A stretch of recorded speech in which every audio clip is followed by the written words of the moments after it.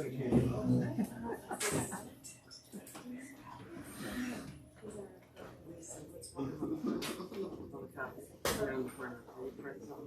printed something earlier, but I grabbed it out of someone.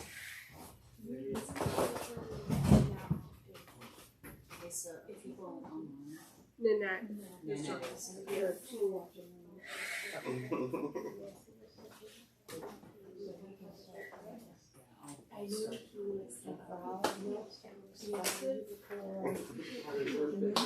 That's all right.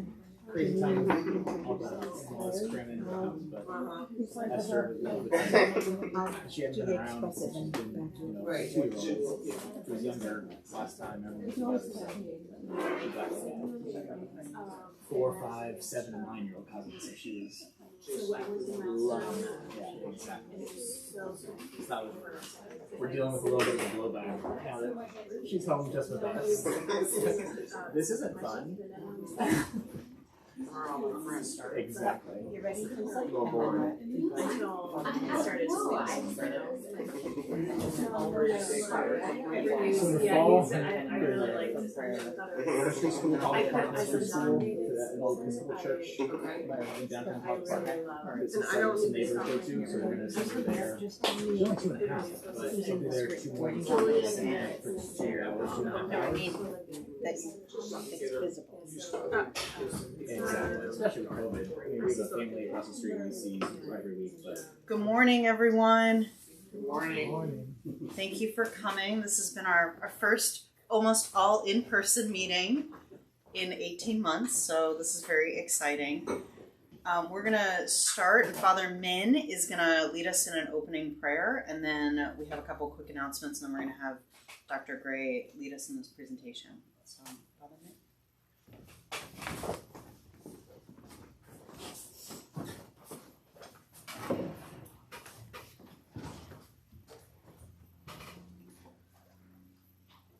Good morning. Good morning. I was reading this morning's gospel, and it talks about the good fruits, the good trees, and maybe seeing bad fruits or seeing bad trees and being aware of those. So in all of the trees that we have, Dr. Gray is planting those mustard seeds that will grow and become good fruit. So Dr. Gray's presentation is an opportunity to plant those seeds to help us all be good trees and bear good fruits. So let us pray. Let us pray together the Lord's Prayer. In the name of the Father, and of the Son, and of the Holy Spirit. Amen. Our Father, who art in heaven, hallowed be your name. Your kingdom come. Your will be done on earth as it is in heaven. Give us this day our daily bread,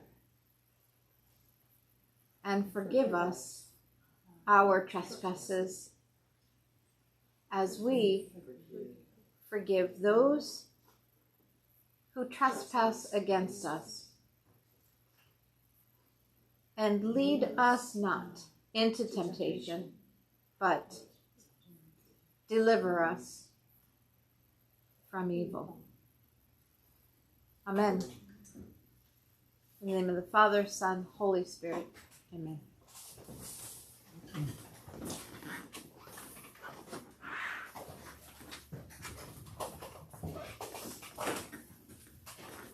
So one quick announcement for CPA staff who work out of that building. You should have read Terry's email advising everyone that you have to be out by the end of this week. Work has already started, and the ground floor is not accessible at this point. So please, please, please, if you have not emptied out your offices, you must go there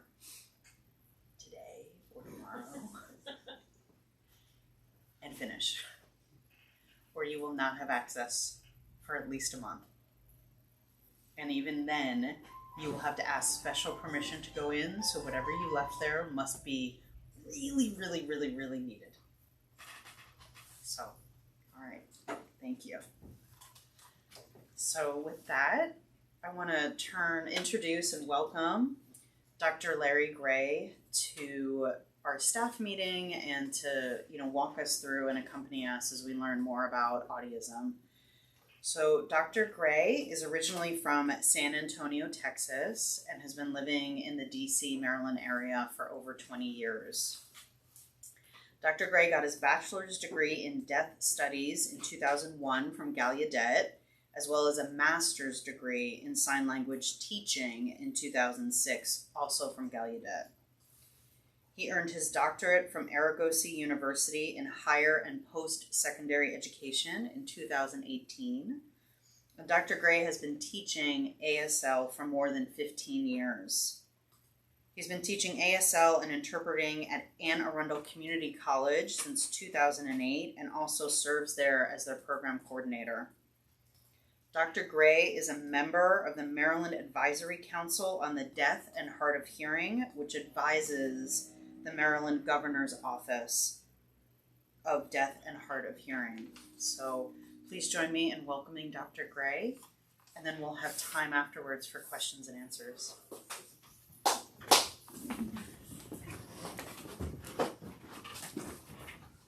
Hello everyone. Thank you very much. Thank you for your prayer and for the introduction. I appreciate it. Hello again. Good morning. Bright-eyed and bushy-tailed. Ready to be here. How many of you have heard that word autism before? Never, maybe? Maybe it's the first time you ever heard it? You've heard it before, possibly? Married. Oh, yes. Good. Spreading the word. Very good. Most people, autism, they've never heard that term before. In fact, if you were to actually look in your phone or Google it, often it's autism that pops up, right? And so it's not autism, it's autism, right? That's what we're looking at. People get confused with that. So finally they put it in the dictionary about 2 years ago when they put in their new terms for the year. So I will expand on that. But before I do that, so we're here for deaf programs, right? I'm curious, I want to ask everybody, how many of you have deaf relatives? A few of you do, yes. Deaf neighbors? No? Deaf friends? Okay. Do you have any deaf clients, customers?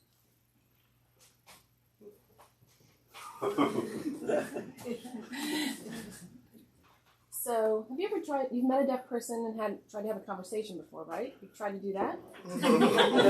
Yes, a lot of yeses. Maybe some gestures. It's very challenging, isn't it? Sometimes people, they can gesture up to a point and then we're done with it. Hands go right down, right? So it's very challenging, definitely.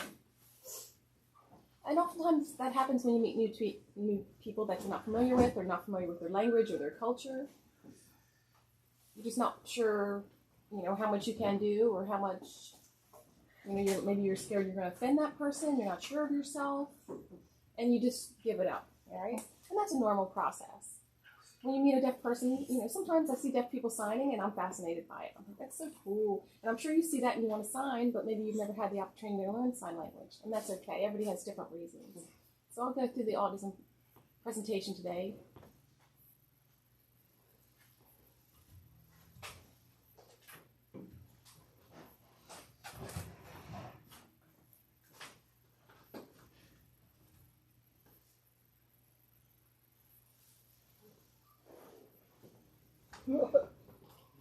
Technical difficulties.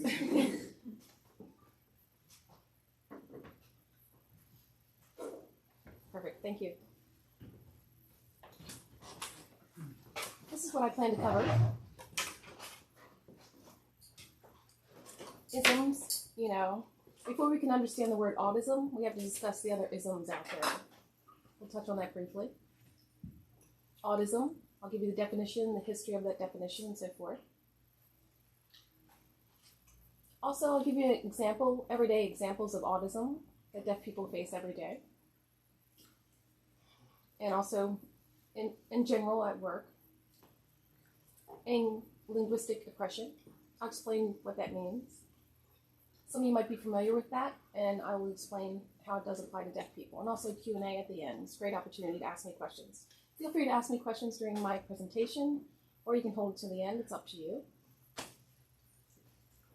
And then conclusion.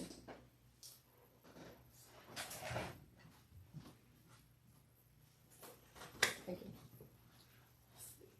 Some of you are already familiar with the isms, right? Here's a few of them listed. You know racism. You're familiar with that. It's a view of a person with a different race, different skin color, whatever the case may be. A different attitude towards them, maybe different assumptions, stereotypes. Sexism. You're familiar with that. You know, men and women aren't equal. One is more superior. Or even people, you know, of different gender. You know, they don't identify as a man or a woman. You think they're less than. Maybe you have a negative attitude towards them. Ableism. You know, someone has a disability. You know, and it's a clear disability. You know, maybe someone's in a wheelchair, they walk with a cane, they have a hearing aid, whatever the case may be. And other people have disabilities that you cannot recognize. And a lot of times you think that's not a big deal. These people are fine. You know, think positive. You can get over it. It's not a big deal. It's like, no, that person's tried. They've seen the doctor. They've had surgery, whatever the case may be. But people put them down and don't encourage them very much. They think it's not a big deal, but it actually is. And also homophobia. You know, you would think everybody, you're not behaving as a straight person. They put that person down because they're not straight, and so forth. And there's a ton more isms out there. Anybody else got isms? Anybody want to throw a few examples out? Colorism? Classism? Yes, definitely that. Especially within the community itself. Classism. Yes, the different classes, which one's more superior. Ageism. And putting them down. Ageism, correct? We often look at ageism as, you know, old people. We think, you know, they're not important. But also we have that attitude about young people too, right? Oh, teenagers, they're so lazy. Come on, get to it. And then we look at old people like, oh, please, you know, this or that, whatever the case may be. I don't want to be that person. I don't want that. We'll get there eventually to that age, so you've got to be careful. So often we have that view as too old or too young. So don't forget about the young people too. And now the millennials are like, come on, you know, that attitude that they have, negative connotation related with that. Any others? Examples?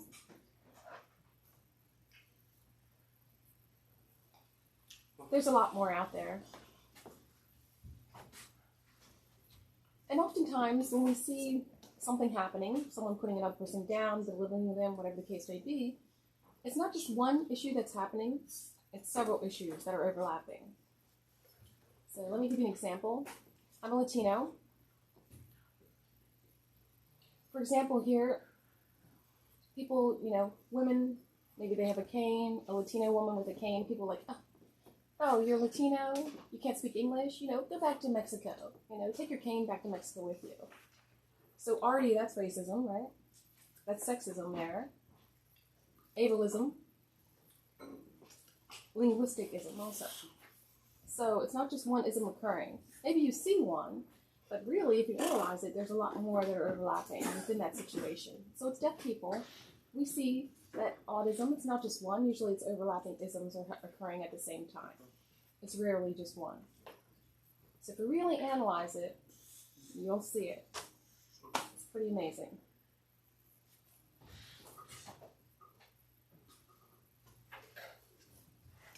Audism. Where did that word come from, actually?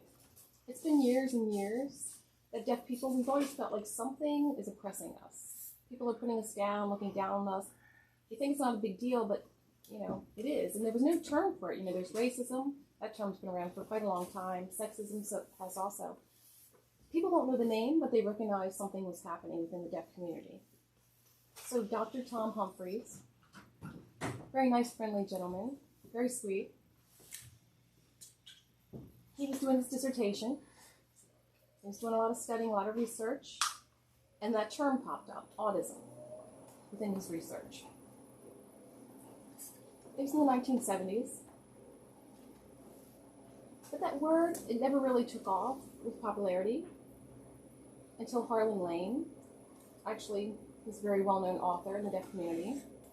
He published quite a few books with that term within it. Deaf people started seeing that and they said, oh yes, I identify with that. That explains my experience exactly. Autism. Everyone within the community started agreeing on that. So the original definition is right here. It's the idea that someone is superior based on their hearing ability, or they behave like someone who can hear. And we weren't really satisfied with that definition. It didn't apply to everything. You know, is it just based on hearing or behaving like a hearing person? That's it? There's probably more to that, was the general feeling. So, for example, racism. You know, we have racism, and you have internalized racism, systematic racism. Many, many different racism. Autism's like that too. So the definition of autism has been pretty fluid. We're still working on it. But we're starting to notice it pops up more and more in different locations. So it's not easy to explain. With my PhD, I did a lot of research on 3 different topics, pretty much. The status of ASL in higher education. You know, is it expanding? Is it going up, down? What's it doing? Deaf and hearing teachers and how they teach American Sign Language, how they manage and run the classroom, and autism at work in the higher education situation. So with my research, I did a lot of research on autism. I found out the correct definition and how it applied. You know, it did apply to multiple things, but it was really hard to apply it to others. It was definitely challenging. So I stood out, and I had a lot of other people studying it, you know, in PhD, and I wasn't satisfied, so these are a few definitions I did come across in my research. One was from Gertz. He talks about internal autism and how we follow, you know, the hearing person's way.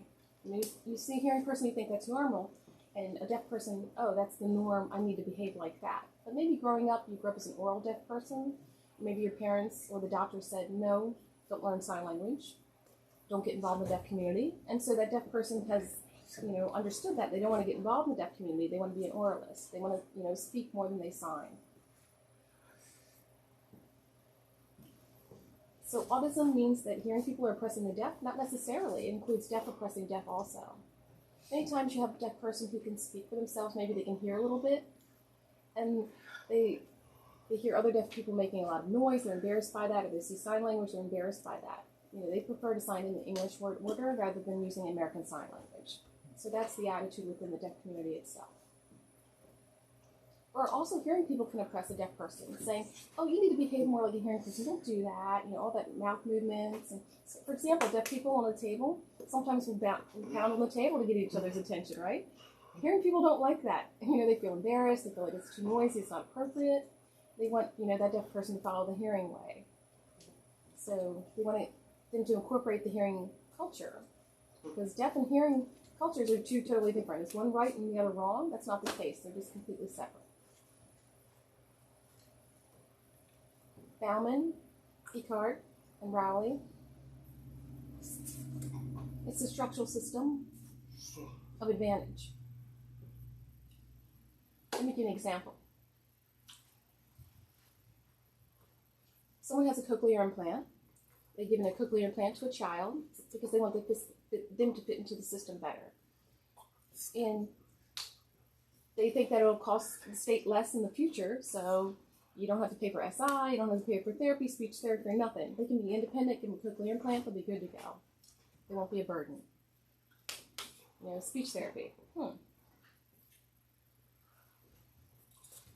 I mean, some deaf people do want to learn speech, and that's great. There's nothing wrong with that.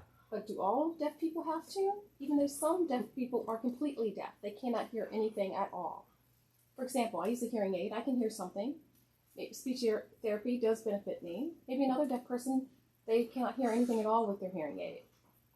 They don't have any speech. So it's almost like trying to teach a blind person how to identify colors. It's like, this person's deaf. They cannot, this person's blind. They can't see colors. Why would you force a deaf person to speak?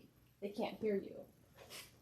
And with a blind person, there's a range, right? Some people can see very little. Others can see nothing. With deaf people, there's a range of hearing loss. Some deaf people, they can hear. They can actually use a telephone. Some others, they can't even hear an airplane fly overhead. They hear nothing at all. Like, you can't feel that? You can't hear that? Nope. So there is a huge range with deafness. Really, with the system, it's a system that, encourages people, benefits people. They want you to stick with the system. And we push these deaf people to fit into the system. Eckhart, he recognizes deaf people, yes, but he doesn't recognize their independence. Let me give you an example. American Sign Language Deaf Studies Program, awesome, great. A hearing person needs to run that, though. Or, you're a deaf person, that's great. Maybe we'll ask the hearing person, hey, where's that deaf person? What are they doing? What's that? What's this? Why not just ask the deaf person about their personal experience, their life, their knowledge? You recognize them, hey, you're human, I recognize you, I see you there. But they never ask that deaf person about their life, about their personal experience. Maybe they'll even ask the interpreter. They'll go up to the interpreter and say, how long have you been learning sign language? They want to ask the interpreter when they communicate easily with that interpreter rather than with the deaf person. They want to steer clear of them. And again, this isn't everything. There's a lot more research that's going on with autism. Question? There's a question from the audience. Great. Yeah. So on the bottom bullet point, you have Eckerd, but you have deaf. You have deaf capitalized, and I'm wondering if that's a common practice in how we write around deaf culture, to capitalize in much the same way like we do around people of color or Black or Latino. If you could expand on that just a little bit. Thank you. Great question.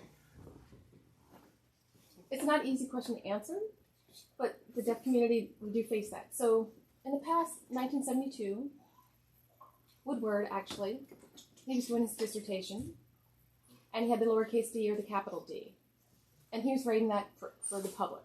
But he wanted to clarify, lowercase d would mean anybody in general with a hearing loss. With the capital D on deaf, that's a culturally deaf person. People who use sign language or are involved in the deaf community. So we have deaf people, who've lost their hearing over age, right? Like your grandparents, right? Maybe your husband, your wife, they can't hear you anymore. They're deaf, but they're not using sign language. Maybe they're in denial. They don't even know they're deaf, but they say, I'm not deaf, but they always say what? They can't hear anything. There's other people who use sign language, and they're in the deaf community. So that's to clarify the two different communities. The deaf community,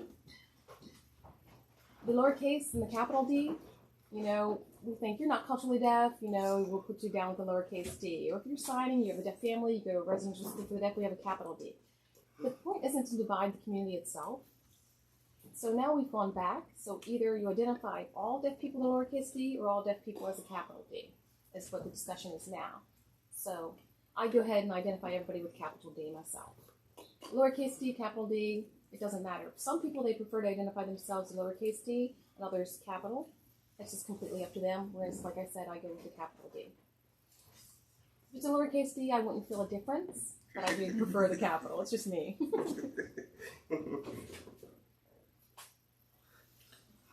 Good question. Thank you.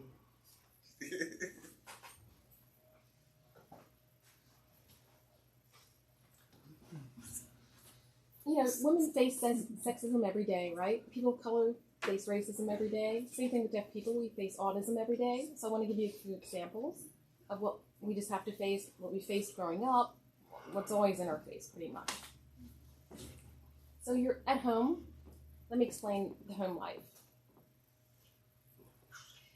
the numbers have changed, but more than 69% of deaf people are born to hearing parents.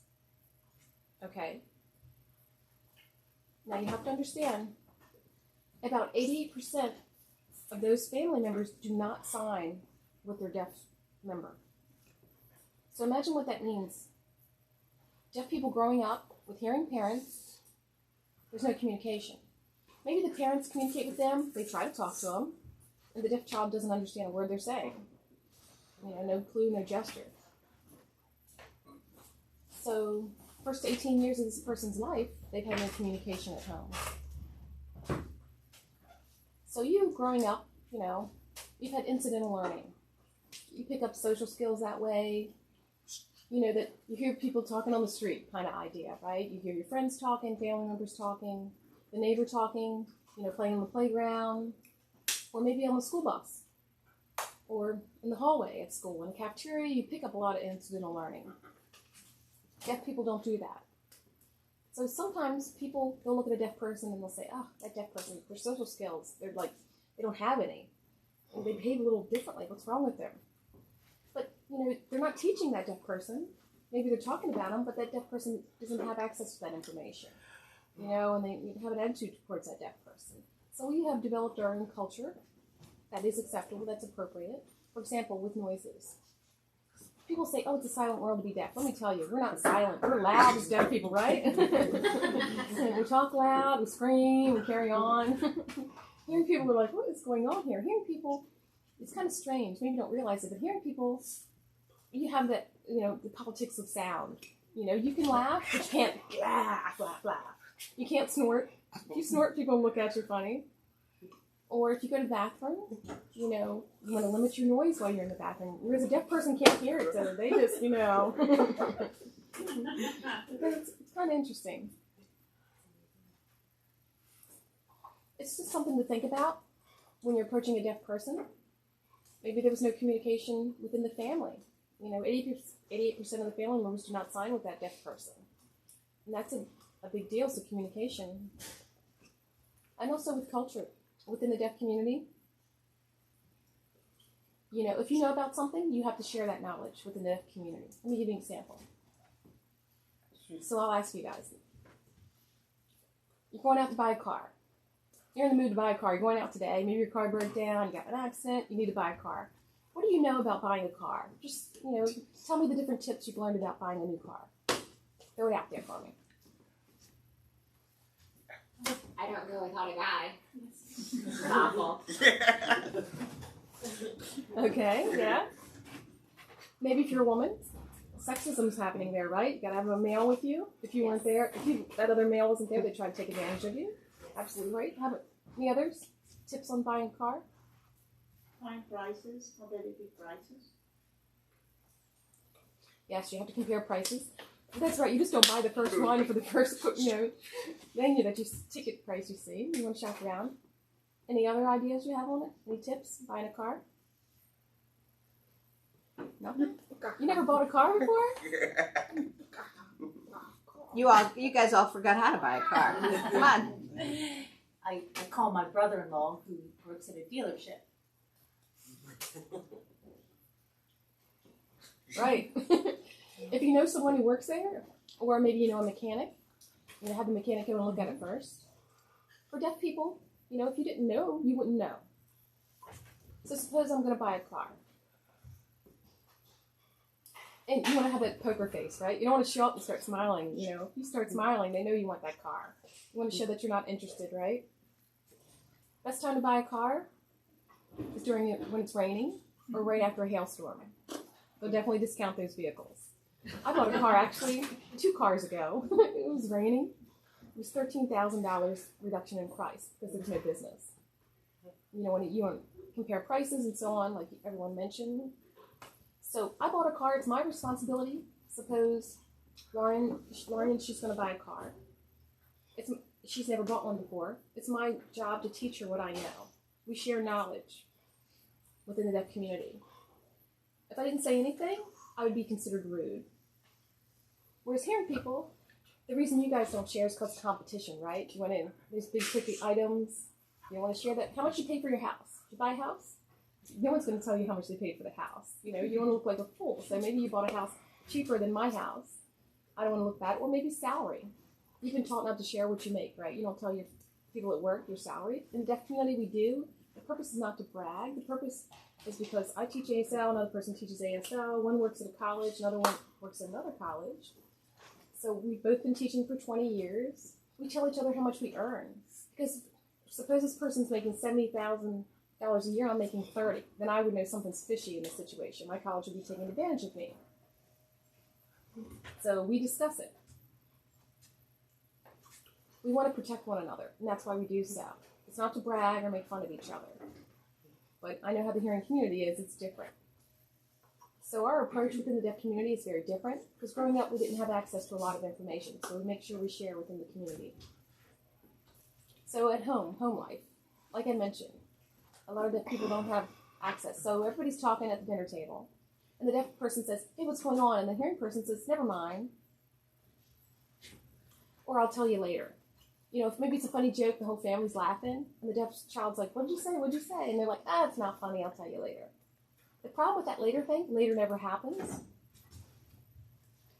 You know, it's this dinner table thing. The deaf child's left out. Maybe everybody's talking, carrying on, family's at the table, having a great time. They want the deaf person to stick around, but the deaf, they get mischievous usually. They get uncomfortable because they have no communication. Maybe they get depressed, they cry out. A lot of times, deaf child, when they're young, they can't communicate, they start biting people. Because they're angry, they want some communication. They start hitting, biting, and just a lot of different behaviors. They're telling you they can't communicate. They're telling you they don't understand. Everybody's having a good time, but they're not allowing that deaf person to participate. Also at home, you're watching TV, right? Now we have technology with captioning. It's different from way back when we didn't have technology on the TV. And there's maybe the whole family's watching. Oh my, they're carrying on. I was something's going on. The deaf person's like, hey, what's going on? I'll tell you later. Or it's a commercial. Wait for the commercial, I'll tell you then. And then the show's over, and the deaf person's like, why can't you just tell me now? Or maybe go to the movies. And you're watching a movie, there's no captioning. 2-hour movie, it's over. The deaf kid's like, hey, what was the movie about? And the parent says, a man loves a woman. I'm like, that 2-hour movie? You summarize that in like one sentence? Is that even possible? The deaf person wants more information, but the other hearing person doesn't feel like explaining. So we watch that movie, and a man loves a woman. Really? There's nothing more than that? There's no plot? There's no plot twist? The plots, they have their opening, they have that climax, and then they have the resolution. There's none of that given to the deaf person. Or you're reading a children's book.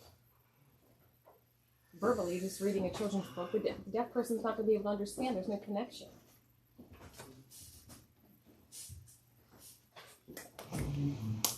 Schools.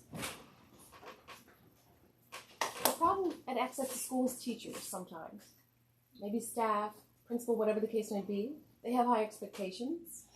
They really don't for the deaf child, though. They think the deaf child can't, the reading level is kind of low. Oftentimes, people will say they love to quote, different research that a deaf person reads at a 3rd or 4th grade level. It's like, well, hold on a second. The problem with saying that, no one has ever compared hearing people's reading level. There's no difference. Maybe it's a 5th or 6th grade reading level. It's not huge. It's not a huge gap from what regular deaf people read. And secondly, deaf people, English tends to be their 2nd or 3rd language, actually. Whereas a hearing person, that's your 1st language. So to compare the two at their reading level, that doesn't make any sense. You should compare them with other people from other countries, possibly, whereas English is their 2nd or 3rd language. That would be more appropriate. But to compare hearing and deaf, it's truly not fair. But we want to focus on those deaf, and we want to ignore the hearing. So the data's not correct at all. So low expectations, or in a regular hearing class, taking English. The teacher grades that English paper from the deaf person, and they're like, deaf person's like, hey, what's this? Would you mind explaining what I did wrong? And the English teacher tells the deaf child or deaf student, it's too hard for you, you're good to go. And then hearing deaf person's thinking, well, why can't you help me improve? You're here to teach me English, right? I want to learn English. They assume that deaf person just can't understand English. They don't even try to teach them. But you have to take your time, sit down and explain it. That's the best way. Many deaf people have gone into higher education. Some are very lucky, they've gotten in. Some have been turned down. So going into a teacher program, I know deaf teachers have been turned down. They say you can't be a teacher, your English isn't as good as it used to be. You want to work with hearing students, how are you going to possibly do that? Different excuses for that. Or you want to go into a doctor's program, become a doctor, and they turn that person down. But we actually do have deaf doctors, we have deaf nurses. Maryland has 3 deaf dentists, actually. So deaf people try to get into dentist programs, they've been denied and turned down. They assume that person can't. They don't have the equipment, they don't have this. But come on, if you try, we can find a solution. Or a lawyer. Yeah, more and more deaf people are becoming lawyers, actually. Before, they would think a deaf person can't, and they turn them down. I don't know if you know about it. There was a famous case where UPS was sued, actually, because they said a deaf person couldn't drive the forklift because they couldn't hear. Really? Deaf people are actually better drivers than hearing people are. We're not distracted like you guys are. The research has actually proven it, that we're better drivers. So I'll explain more of how you get to that at the end. But we have to fight with a lot of different lawsuits. You just have to sue a lot of people just in order to get into a program sometimes. In kindergarten, 1st, 2nd, 3rd, 5th grade, all the way up into college, we've been successful. So why not just let us into your program? I'm sure we can do it. Medical view,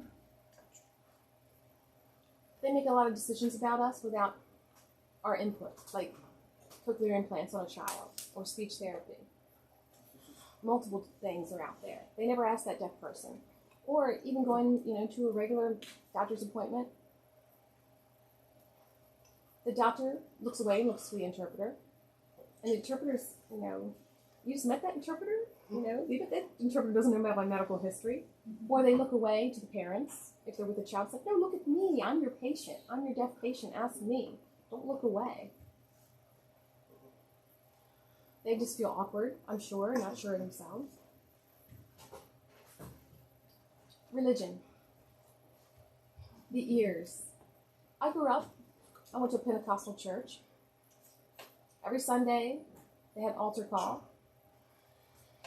My parents would tap me on the shoulder, tell me to go down.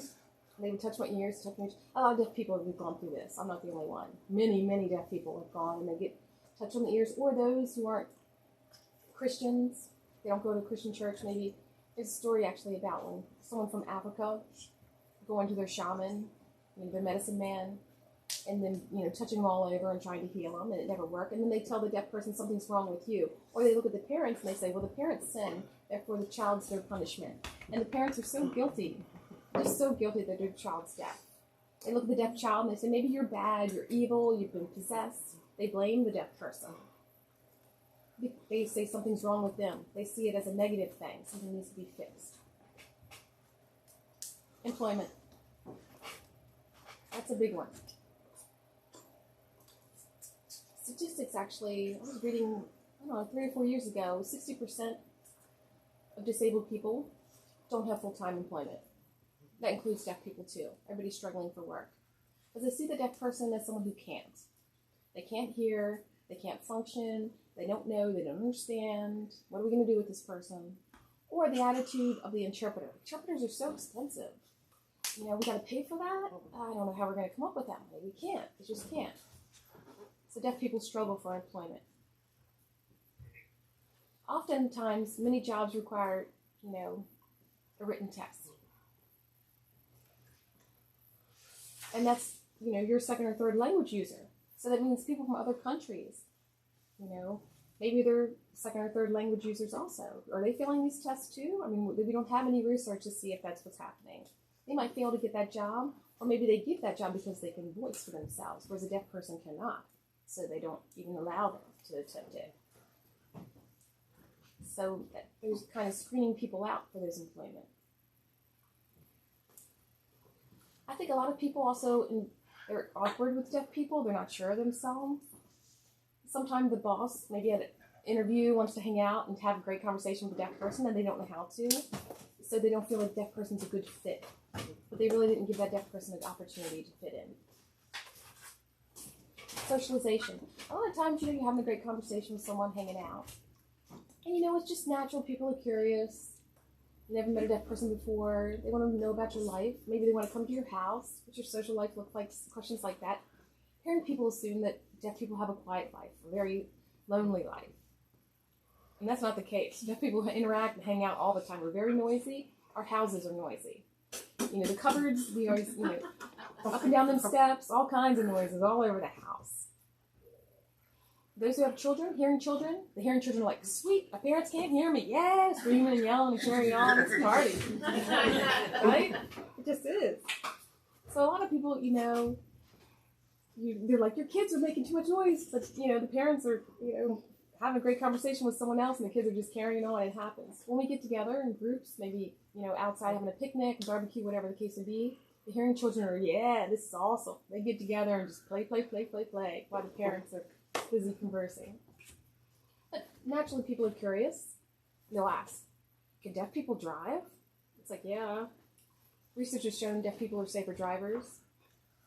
And they ask, how can you do that? Well, what happens is I'm at a red light, okay? I'm the first one in line. There's a hearing person right next to me. Light becomes green. I don't pull off right away. I wait 1 or 2 seconds till the person next to me goes, and then I go. Or I look around. I check my mirrors, look for lights. It's pretty cool. And now there's a new app, actually, that will tell you if there's an ambulance around. But we use our eyes.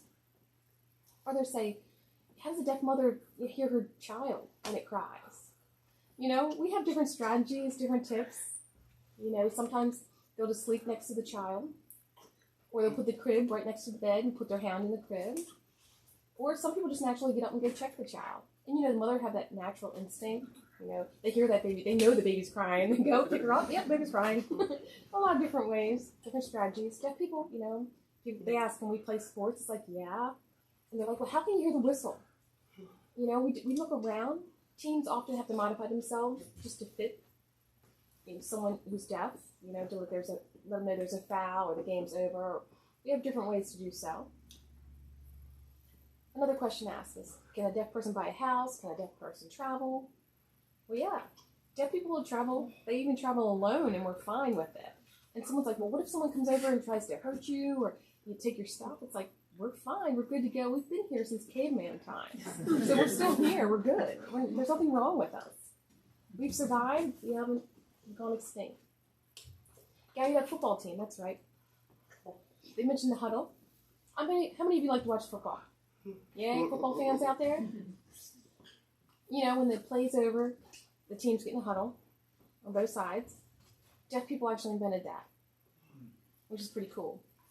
And how it originated is a deaf team was playing against, 2 deaf teams are playing against one another. It's no problem. But then you see that someone's taking advantage of them because they can see the signs that are happening. And they're like, how are we going to stop that other deaf team from seeing those signs? So they get in huddles and sign with one another. And then a deaf team was playing against a hearing team. And they were like, check out that huddle. That is awesome. And that's where it came from. So thanks for bringing that up. So some things were invented by deaf people that people are unaware of. Other questions, sometimes people ask a question, it's just a curiosity question. Other questions are like, really? Are you going to ask me that? But again, it's exposure to deaf people. A lot of times, people aren't trying to be, to be autism. They're not trying to share their autism. They just don't know any better. But now that they've learned about this, maybe if autism happens, you'll know, if it's intentional or not. But I'm sure many of you are just learning. You're just not sure. And you weren't aware previously, and you're just trying to get there. So a little apology goes a long way. And every day, deaf people do face autism. We have our whole lives. Now, when you talk about autism, really, it's rare that it happens at work. But it does happen.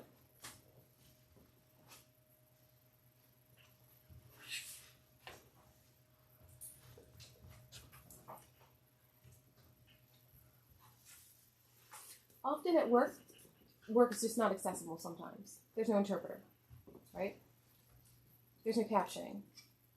There's training videotapes you might have to watch, to learn about cyber awareness or sexual harassment or diversity sensitivity. Sometimes there's no caption on that.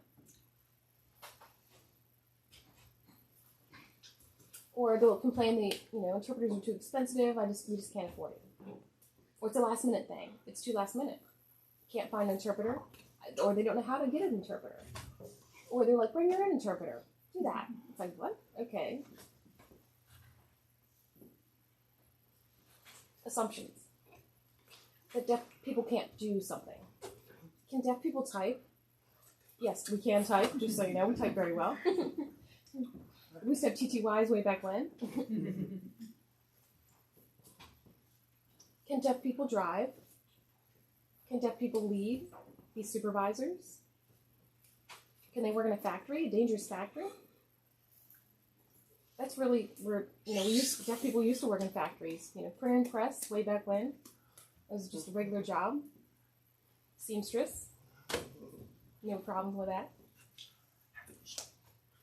Or if you have an issue with that deaf person, maybe there's a conflict at work, you're not sure, you don't know how to handle it, you go to that person's boss. You want to avoid that deaf person.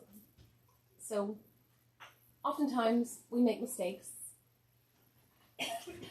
and you really have to follow the chain of command. But sometimes people will skip that chain of command and go above a deaf person rather than just confront them. If I have an issue with you, I'm going to come over to you. If you have an issue with me, don't go above my head.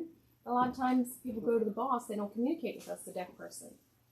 And they'll say, oh, that you'll find out from your boss later where you had no idea that was happening.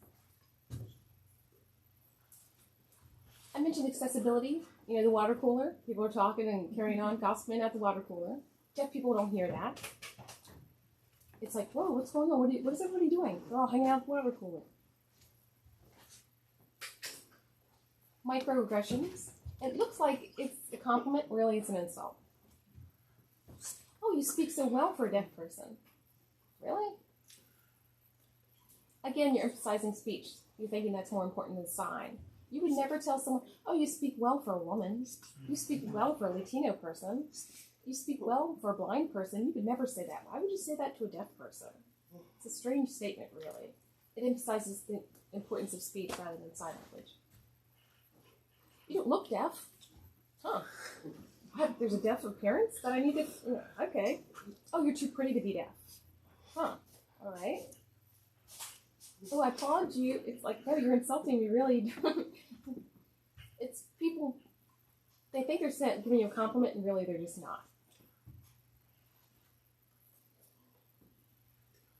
How long did it take you to learn how to speak?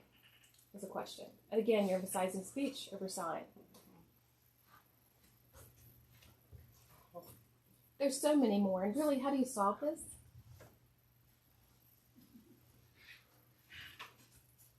For accessibility, add your budget line. That will help. Not just for deaf, but for blind people, maybe Braille. Have accessible Braille materials, maybe large print ready to go. But definitely add a budget line. It will help in the long run, because you already have the money. Oh, we need an interpreter? Sure, no problem. We have that money already set aside. Hands-on approach. Okay, fine. So suppose you're working with a deaf person. Deaf people are visual. Sighted deaf people are visual. We're very hands-on. So the hearing person explains this, that, and the other, and that's not going to work for us. So suppose I'm a data entry worker. I send this off, show me where it goes. This needs to go there.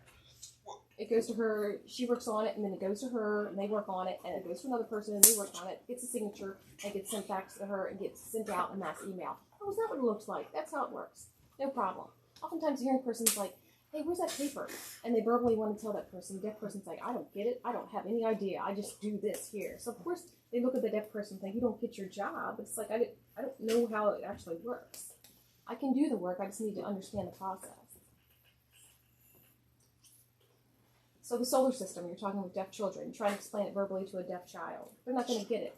The teachers usually have those models of the solar system. They got the sun, and all the different planets. It's very visual, and they show it going in orbit. Deaf child gets it instantly, rather than all those words. They don't work. So if you show us where, how, whatever it is, maybe if it's a form and there's an ABC part of the form, and then there's a DEF, if you show us what that looks like and the purpose behind it, then we completely understand it. Or if you're making a new thing and you show where it goes and who works on what, that hands-on approach is so much better for us, and we can understand it a lot easier, rather than just, words on paper. Just explain the process, what it looks like, where it goes, how it gets to where it needs to be.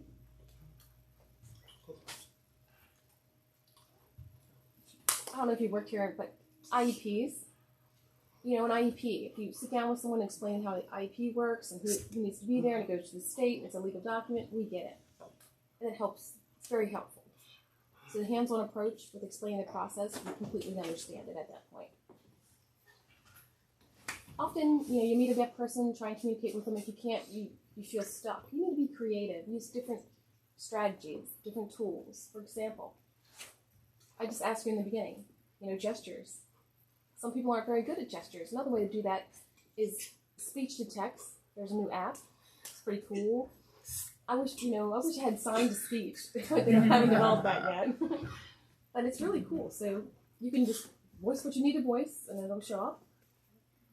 Again, maybe a deaf person, they might struggle with English a little bit, but it's okay. It's better than nothing.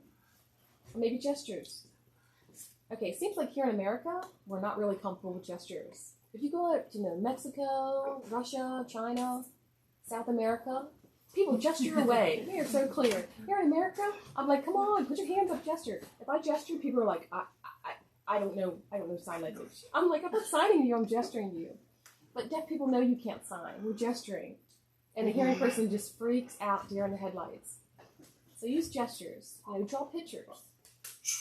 Show a picture. With Google Pictures, you can just pull it right out.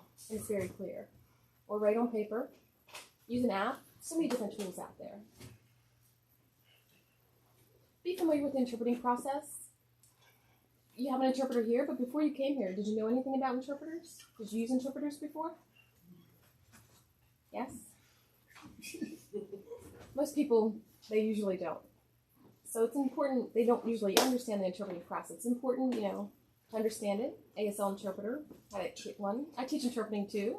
So if you want to take my classes are online. Oh, self-promotion here. So we do have intro to interpreting. I teach you the process of how to get an interpreter, how an interpreter processes the information. It's not just taking one language into another language. It's also being sensitive to the cross-cultural variances in the linguistics part. And that's within seconds. So it's a fast process. It's really happening fast. It's not easy.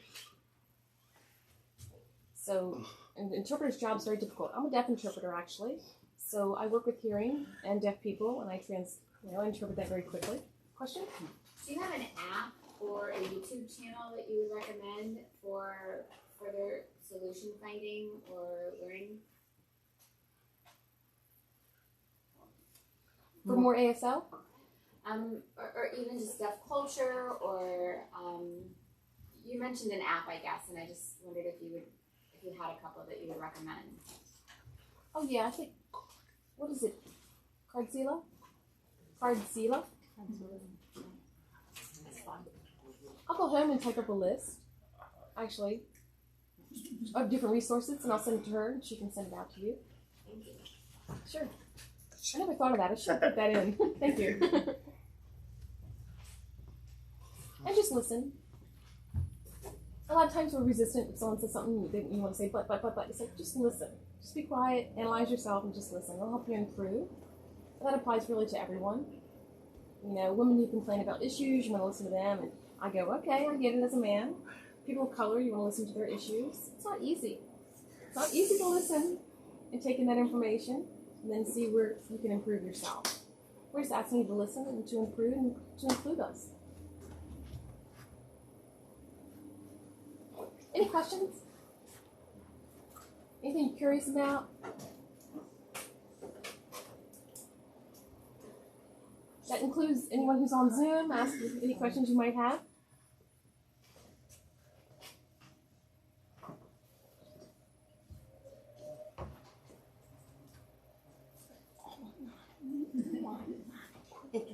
like if you want to ask a question about sex, but you're free to ask any questions, it's the same thing here. You can ask any questions if you go ahead. Right. I know one thing actually, a lot of people are thrown off about. Deaf people require direct eye contact. It's a cultural thing. Hearing people, you're like, you talk to me and I'm going to do this. A deaf person's like, no, you need to look.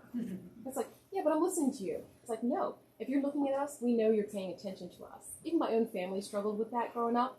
I had to have them look at me. But some people, you aren't comfortable with direct eye contact. It makes you uncomfortable for whatever reason. It's like, come on. That's how we communicate. We need direct eye contact. A lot of cultural things are involved in that. It does take time. You have to really, analyze that culture. Dr. Stokey, actually, he got involved in the deaf community, deaf culture. He recognized ASL, but first he just watched and observed the community. And he started noticing a few things that were consistent within the community. And then he would use examples. And he was like, okay, I'm seeing it. It's pretty consistent. Of course, you don't want to be obvious gawking at someone. But, just a little observation, seeing how people do this or that. And he noticed that signs were consistent. He noticed that signs were positive and some looked like they were negative to him in facial expression and also, body language and how it was used within the social environment. And also at church, too. Deaf people go to church, definitely. But after church, look out. Social time. Oh, yeah. So he noticed that, too. We love to hang out, love to socialize. Social life's very important to us because we're so far away from one another where we live. We get together. It's a great time just to hang out. And usually we're the last people to leave. When we're somewhere, you got to kick us out. Shut off the lights and kick us out. So no question. Oh, question. One question I have is, you said to be creative when we come up with ways to communicate. But is there anything you should absolutely never do?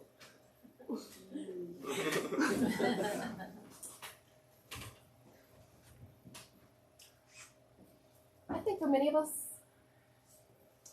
something's better than nothing, right?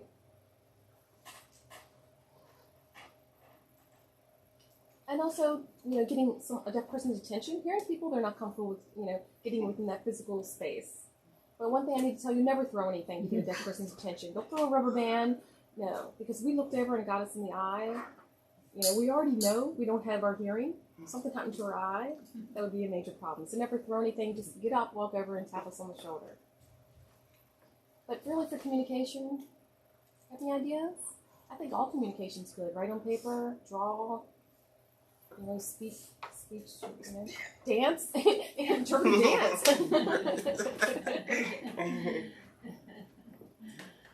I think any communication for us is better than nothing, truly. You can do smoke, smoke signals. Oh, actually, one thing.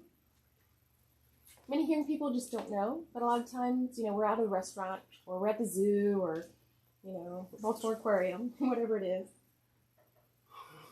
Restaurant, too. The menu, the waiter brings over the menu, and oftentimes they bring a Braille menu to a deaf person. And you're like, hold on a second, I'm deaf. Yeah, I'm deaf. I'm not blind. And they're like, well, here's the Braille menu for you. And I'm like, I can't read Braille. Hearing people just don't know. They think that this applies to all people. So that's one thing. Braille does not apply to sighted deaf people. It just doesn't. It doesn't work for us. What are we going to do with that? Thanks for this, but I can't read it. Any other questions, comments?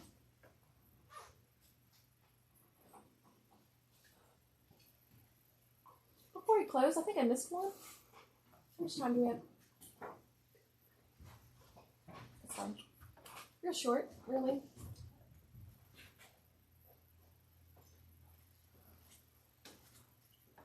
Often, autism is also in connection with linguicism, oppressing our language.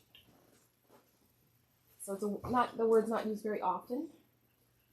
It's really used in the Latino community. If you can't speak English, go home. That means that English is a priority in this country. So in other countries, you speak your other language. But for deaf people, we often face that linguistic oppression. Someone will say, "Oh, please speak," or "Can you read lips?" You know that lip reading is a guessing game. It's not an exact science. For example, I'll give you a few words.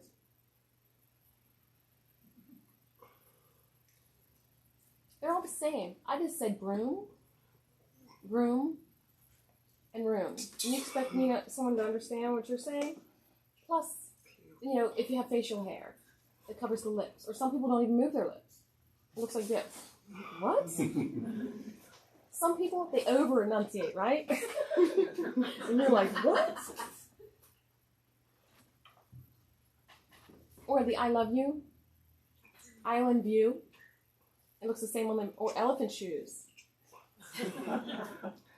So it's really hard to lip read. It's hard to understand it. Use your voice. That's what they'll say to the deaf person. Please use your voice. That means that you're emphasizing your language priorities that you're comfortable with over that deaf person. And you're not willing to meet us halfway. So halfway would be using gestures, writing on paper. Really, you need to meet us halfway. And like I said, you speak well for a deaf person. You're emphasizing speech over the sign. Or this. What am I saying? I can't understand you. It's a guessing game. Or masks. They're challenging. I know everybody, you can't afford to buy clear masks. Clear masks, they really don't work that great either. They get all foggy every time you breathe. But I know today, safety first, of course. But we have to find a way to solve those communication issues, those barriers.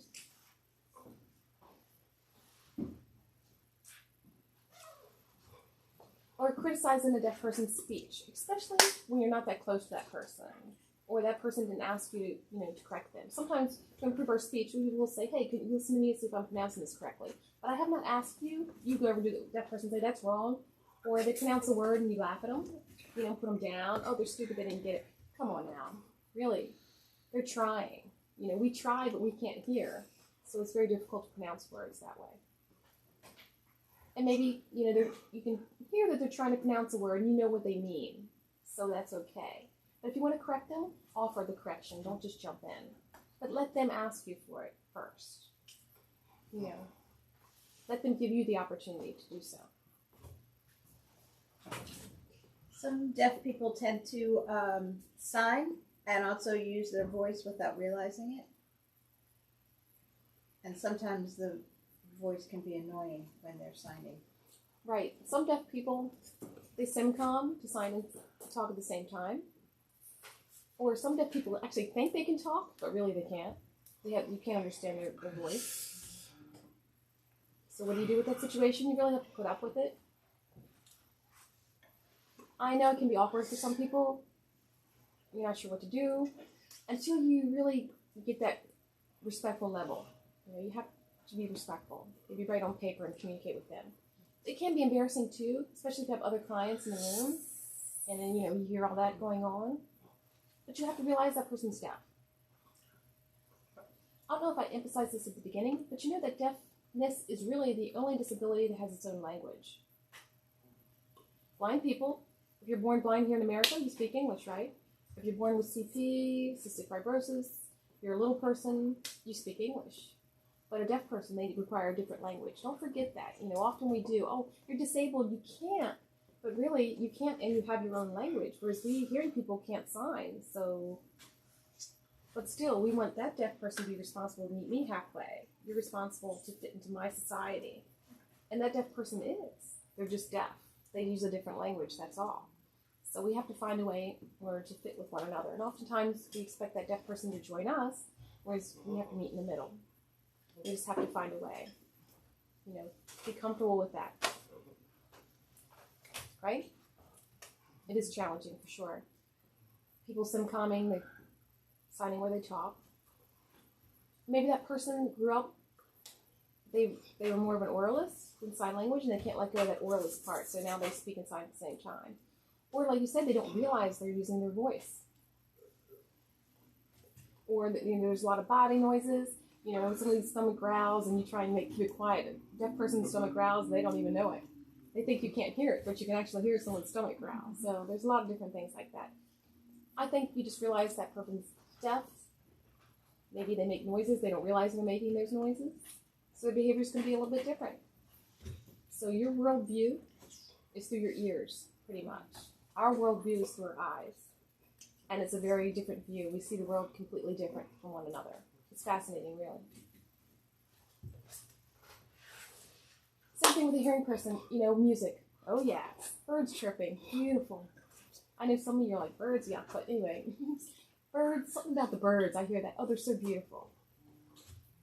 You know, the music to my ears. A deaf person's like, yeah, I don't get it. But that's a hearing person's thing. Whereas we carry on and sign, and maybe a hearing person's like, oh, that's so distracting, but that's beautiful to us. So,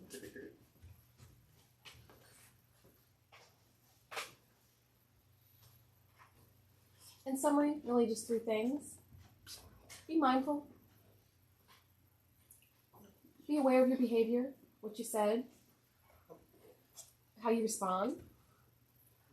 You know, if you say you can't provide an interpreter, or I like to be involved in the deaf community. It's better than I like to help deaf people. We're not asking for help. We're fine. So the word help, we don't really need the help. We need accessibility, but we don't need the help. We're fine. And really, questions, you can ask questions. Like she said, sometimes people are afraid to ask questions. Feel free to ask questions. Ask the deaf person. Don't ask the hearing boss, the interpreter, someone else. Ask that deaf person, hey, would you mind if I ask you a question? And then they go for it. You know, how long, you know, what are the signs for this, that, or the other? Any kind of question. And working with deaf people is a really rich experience. It's truly amazing. You know, if you give yourself the opportunity, the chance to go over and meet the deaf person, hang out with them, you know, deaf children, you know, talking with children and talking with adults is very different. You modify your choice of language, right? That's how we sign with deaf children. It's very different than signing with deaf adults. It's not the same at all. So deaf, you know, children, they sign real big and playful. I think deaf children are a little more blunt than the adults are. I think. But it's a very rich experience. And again, just be respectful. Be aware. And remember, you know, remember what you're emphasizing when you meet a deaf person. You really just want to, are you meeting them halfway, or are you emphasizing speech in your way, your comfort zone? Are you ignoring that deaf person, putting them down and thinking it's not important? I mean, we all are humans, just like you. We're all the same. And that's it. That's all I have for today. Thank you very much. Thank you.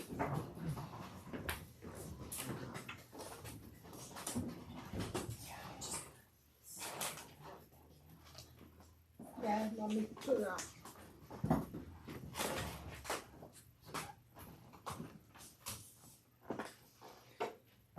So, thank you, Dr. Gray. Thank you so much for coming and for giving us this opportunity to learn more about Audism and deaf culture. We really appreciate it. So, thank you. And then, Thank you. Thank you, Thank all of you. Everyone who joined us remotely. We can't see you, but we're glad that you're here with us. And then, you know, thank you guys so much for coming in person. I know this is the first meeting that we've had in a year and a half together. So there's some treats in the kitchen for those of you who want them. Debbie baked them. So please eat them so that Debbie does not bring them back home. She was very clear that she's not doing that. Take them to your house. And there is nuts in the banana bread, so just so everyone is aware of that. All right, and then we're going to close the meeting. I know Jonathan has an announcement, and then if Carla could lead us in a closing prayer, because the role is the last person here, lead us in prayer. So Jonathan's going to come up, and then Carla will lead us in prayer.